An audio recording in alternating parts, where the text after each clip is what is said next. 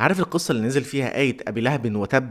عارف مين هو أبو لهب؟ عم الرسول. عم الرسول؟ عم الرسول. تعال أقول لك القصة لو ما تعرفهاش. لما نزلت الآية وأنذر عشيرتك الأقربين، صعد النبي صلى الله عليه وسلم جبل الصفا، فجعل ينادي الناس: يا بني فهر، يا بني عدي، لحد ما الناس اجتمعوا، وقال صلى الله عليه وسلم فيما معناه: أرأيتم لو أخبرتكم بأن خيلا في الوادي تريد أن تغير عليكم أكنتم مصدقي؟ فقالوا: نعم، ما جربنا عليك إلا صدقا. فقال صلى الله عليه وسلم: فإني نذير لكم بين يدي عذاب شديد. فقال أبو لهب: تبا لك سائر اليوم، ألهذا جمعتنا؟ فنزلت الآية الكريمة: تبت يدا أبي لهب وتب. لما بدأ النبي صلى الله عليه وسلم دعوته، كان أبو لهب من أوائل اللي عرضوه، وكان بيأذي النبي صلى الله عليه وسلم بالقول والفعل، وكمان كان بيشجع الناس التانية إن هم يعملوا كده. وكان زوجته اللي هي أم جميل، واللي كان اسمها أروى بنت حرب، كانت بتشارك جوزها